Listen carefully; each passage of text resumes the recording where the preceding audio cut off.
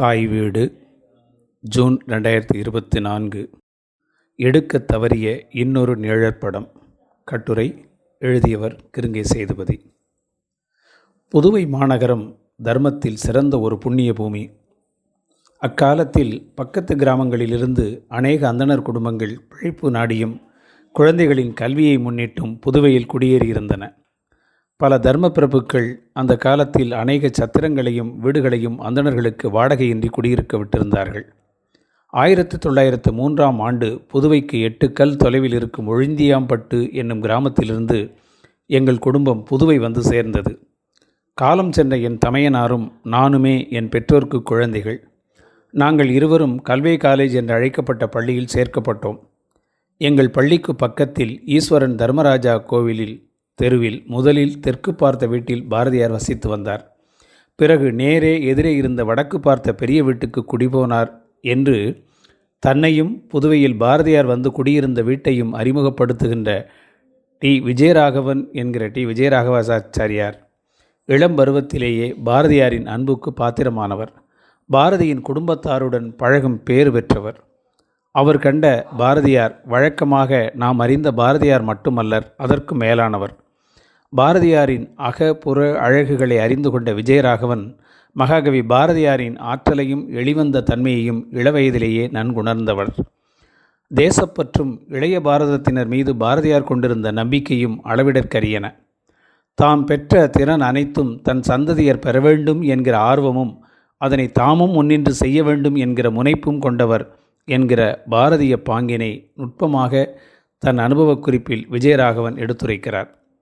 பாரதி குறித்த பழகு தமிழ் சித்திரமாக விரியும் அவர்தம் விவரிப்பில் மகாகவி பாரதியார் சொற்பொழிவாளராக, நட்பார்வ மிக்கவராக, நாட்டுப்பற்றாளராக, சமஸ்கிருத வல்லுநராக, ஏன் சமஸ்கிருத ஆசிரியராகவும் திகழ்ந்த தன்மையை இயல்புற விளங்கி கொள்ள முடிகிறது. நாட்டு விடுதலையே தமது நோக்கமாக கொண்ட பாரதியார் அதற்காக பாட்டுகள் கட்டவும் சொற்பொழிவுகள் நிகழ்த்தவும் இதழ்களில் எழுதவும் செய்தவர். அவர் சமஸ்கிருத டியூஷன் எடுக்கிற மாஸ்டராகவும் விளங்கினார் என்பது இவர் தரும் புதிய தகவல். அது மட்டுமல்ல, அக்காலத்தில் தீவிரவாதியாக பலருக்கும் தெரிந்த பாரதிக்குள் தெய்வ குழந்தையின் தரிசனம் கண்டவர் விஜயராகவன். அதனை தெளிவாகவே தன் சொற்களுக்குள் பின்வருமாறு தீட்டியும் காட்டுகிறார். சில ஞாயிற்றுக்கிழமைகளில் பாரதியார் நம் நாட்டின் பழங்கால பெருமைகளையும் அந்நிய ஆட்சியினால் நாடு அடைந்திருந்த சிறுமை நிலையையும் எடுத்து காட்டி ஆவேசத்துடன் சொற்பொழிவாற்றுவார்.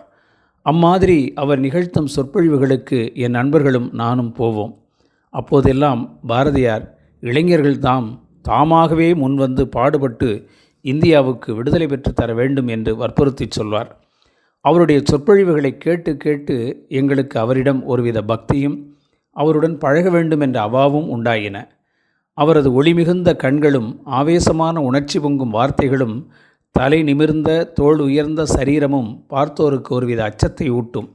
ஆனால் நெருங்கி பழகிய பின்தான் அவருடைய அச்சம் தரும் தோற்றத்தினுள் பச்சிளம் குழந்தையினும் மென்மையான குழந்தை உள்ளத்தின் பண்பு புலப்படும். முதல் பயம் நீங்கி நாங்கள் அவருடைய இல்லத்திற்கு அடிக்கடி போய் வர ஆரம்பித்தோம். என் அதிர்ஷ்டத்தின் பயனாக அவருக்கு என்னிடம் பரிவு ஏற்பட்டது. அவர் எனக்கு சமஸ்கிருதம் போதிக்க ஆரம்பித்தார். தினமும் காலை 11 மணிக்கு பள்ளிக்கூடம் விட்டதும் நேரே அவர் இல்லத்திற்கு சென்று 1 மணி நேரம் சமஸ்கிருதம் படித்து வீட்டிற்கு போவேன் என்று குறிப்பிடுகிறார். எடுத்து படிப்பவர்களுக்கு இந்த காட்சி மனத்துள் புலப்படும். ஆனால் அவர் நேருறக் கண்ட பாரதியின் தோற்றம் எப்படி இருந்திருக்கும்? பரிவுமிக்க கணவனாய், பாசமிகுந்த தந்தையாய், இணக்கமிகுந்த நண்பராய் அவர் இருந்த திறத்தை எப்படி எல்லாருக்கும் காட்ட முடியும்? சொற்சித்திரம் தீட்டி காட்டுவதை விடவும் ஓவியத்தில் எழுதி உணர்த்தி விடலாம்தான்.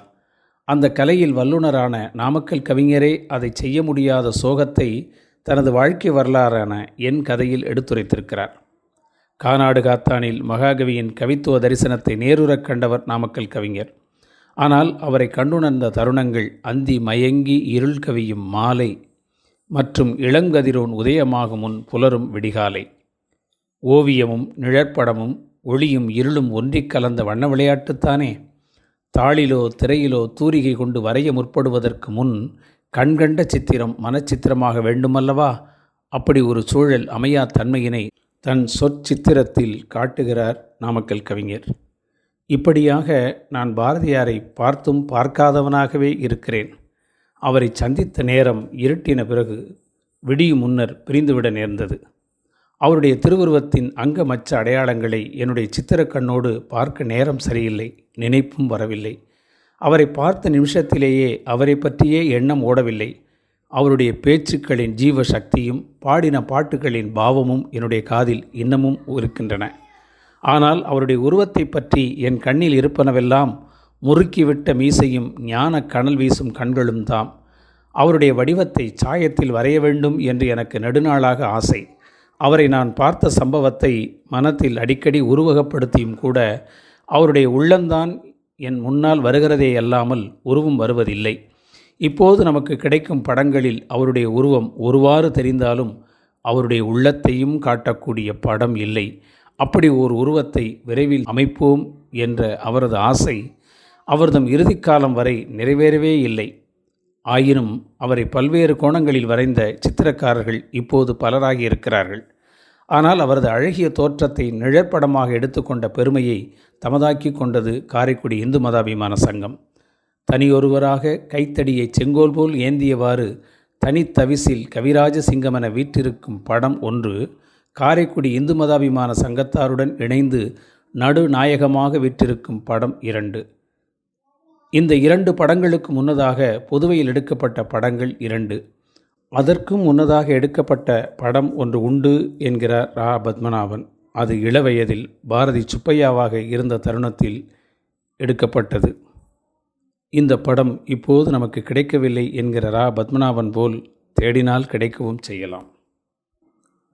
இந்த முதல் படத்துக்கு பிறகு பாரதி எடுத்துக்கொண்ட படம் பாரதி செல்லம்மா படம்தான் என்று தோன்றுகிறது. அதே தினம் மனைவி மக்கள் 2 நண்பர்களுடன் இன்னொரு படமும் எடுத்துக்கொண்டார் என்று குறிப்பிடும் பத்மநாபன் இந்த படங்கள் எடுக்க காரணரானவரையும் தனது நேர்காணலில் பதிவிட்டிருக்கிறார். அவர்தான் இந்த விஜயராகவன். தம்பதி சமேதராக செல்லம்மாவின் தோள் தொட்டு தழுவிய பாரதியின் படம் ஒன்று. மற்றொன்று செல்லம்மாவுக்கு சிறப்பிடம் தந்து அமர்வித்து அவர் தோள் தொட்டு பாரதி தன் குடும்பத்தாருடன் இப்படம் எடுக்க காரணரான விஜயராகவனுடன் அவர் நண்பர் ராமுவும் உடன் இருக்கிற படம். இந்த படத்திலும் அக்காலத்திற்கு மாறாக சில விஷயங்கள் இருக்கின்றன. கணவன் மனைவி படம் எடுத்துக்கொள்வதென்றால் கணவன் அமர்ந்து கொண்டும் மனைவி நின்று கொண்டும் படம் எடுத்துக்கொள்வதே வழக்கம். ஆனால் இந்த குடும்ப படத்திலோ பாரதி நிற்கிறார், செல்லம்மா உட்கார்ந்திருக்கிறார். இது மேனாட்டு ஆச்சாரத்தை பின்பற்றியதெனலாம். மாதர் தம்மை இழிவு செய்யும் மடமையை ஒழிக்க வந்த பாரதி தம் மனைவியை அமரச் செய்து தாம் நின்ற வண்ணம் படம் எடுத்து கொண்டதில் வியப்பில்லை என்கிறார் பத்மநாபன். அன்னைக்கு பக்கத்தில் பாப்பா என்று பாரதி கொண்டாடிய சகுந்தலாவுக்கும் தனித்த விசு. ஆனால் பெரியவரான தங்கம்மா நிற்கிறார். அவரை அடுத்து ராமுவும் விஜயராகவனும். ஆண்களோடு பெண்களும் சரிநிகர் சமானம் என்பதை இந்த நிழற்படத்தின் மூலம் உணர்த்தி காட்டிய பாரதி ஆண்களைக் காட்டிலும் பெண் உயர்ந்தவள் என்பதையும் மனைவி மகத்தானவள் என்பதையும் படமாக்கி தந்து பாடம் புகட்டுகிறார் பாரதியார். பாரதியின் புரட்சிகர போக்கினால் ஈர்க்கப்பட்ட விஜயராகவன் அவரைப் போலவே தலைப்பாகை அணிந்து நாமம் இட்டு கொண்டிருக்கிறார். அவரை பின்பற்றுகிற ஆர்வம் பாரதியின் பின்புறத்தில் அவரை முன்னிறுத்தி இருக்கிறது. அதெல்லாம் சரி, இந்த படங்கள் எடுக்கப்பட்டதன் பின்புலம் யாது? அதை விஜயராகவனிடம் விசாரணை செய்து பத்மநாபன் பதிவிடுகிறார். விஜயராகவன் விவரிக்கிறார்.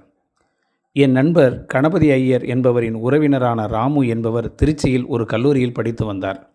ஒரு முறை புதுவை வந்திருந்த பொழுது பாரதியாருடன் ஒரு புகைப்படம் எடுத்துக்கொள்ள ஆசைப்பட்டார். கணபதி ஐயர் இதை என்னிடம் தெரிவித்து பாரதியாரின் சம்மதத்தை பெறும்படி கேட்டுக்கொண்டார். நானும் பாரதியாரிடம் கேட்டேன். பாரதியார் உடனே ஒப்புக்கொண்டார். இது செய்தி. இனிமேல் இவர் சொல்லப்போவதுதான் இந்த நிழற்படத்தின் பின்புலம் விரிக்கும் சித்திரம். திருநீற்றை நெற்றி முழுவதும் பரவலாக தரித்து கொண்டு நடுவில் குங்குமத்தை உயர வாக்கிலிட்டு கொண்டார். தலைப்பாகை, கருப்பு கோட்டு இவைகளை அணிந்தார். என்னையும் போட்டோவில் நிற்கும்படி வற்புறுத்தினார். அதேபோல் நாங்களும் புகைப்படம் எடுத்துக்கொண்டோம். பாரதியார், மனைவி செல்லம்மாள், மூத்த பெண் தங்கம்மாள், இளைய பெண் சகுந்தலா, நண்பர் ராமு, நான் ஆகிய 6 பேரும் இப்படத்தில் இருக்கிறோம்.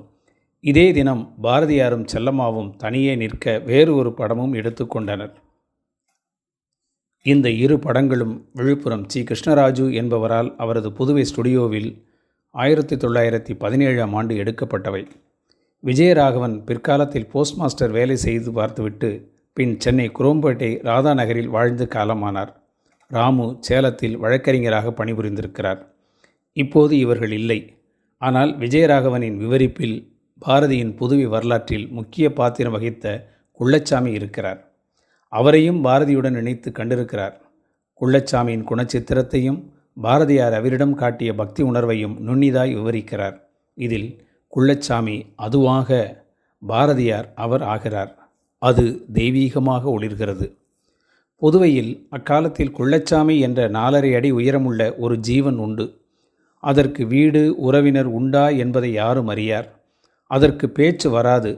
எதை கேட்டாலும் கீ கீ தாத்தா என்று ஒலிபரப்பும். யாராவது அதற்கு மொட்டையடித்து விடுவர்.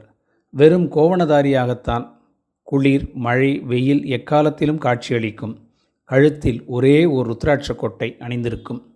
பாரதியாருக்கு அந்த குள்ளச்சாமியிடம் மிகுந்த பிரேமை உண்டு. அந்த குள்ளச்சாமியை கூப்பிட்டு உபசரிப்பார். அந்த திருநீற்றை அதற்கு பூசுவார். குள்ளச்சாமியார் கீ கீ தாத்தா என்று கத்தி சிரித்து கைகளை பின்னால் கட்டிக்கொண்டே ஓடிவிடும். உடனே பாரதியார், டே என்ன பேசினான்டா, என்ன தத்துவம் சொல்கிறான்டா என்பார். எங்களுக்கு ஒன்றும் புரியாமல் நிற்போம். பாரதியார் அந்த குள்ளச்சாமியிடம் தெய்வீக சக்தி இருக்கிறது, அவர் ஒரு மகான் என்றும் கூறுவார். உலகத்தார் எல்லோருக்கும் பித்து பிடித்த ஜடம் என்று தோன்றிய உயிரிடம் கடவுள் உரைகிறான், அது ஞானத்தின் நிறைவு என்று போற்றியவர் பாரதியார் என்பது விஜயராகவனின் பதிவு. வாய்ப்பு கிட்டியிருந்தால் அன்றைக்கு அந்த கணத்தில் குள்ளச்சாமி பாரதியார் சந்திப்பு நிகழ்ந்திருந்தால் அவரையும் இணைத்து படம் எடுத்துக்கொள்ள பாரதியார் விரும்பியிருப்பார். அது சாத்தியமாகவும் ஆகியிருக்கும். ஆனால் வரலாற்றில் ஆனாலுக்கு இடம் ஏது? என்றாலும் தான் தன் நண்பருடன் பாரதியாரை அவரது குடும்பத்துடன் படம் எடுத்துக்கொண்ட விஜயராகவன் குள்ளச்சாமியையும் இணைத்து பாரதியாருடன் படம் எடுத்துக்கொள்ளாத குறையை இந்த சொற்சித்திரம் தீட்டி காட்டியதன் வாயிலாக நிவர்த்தி செய்திருக்கிறார் என்றே சொல்லத் தோன்றுகிறது.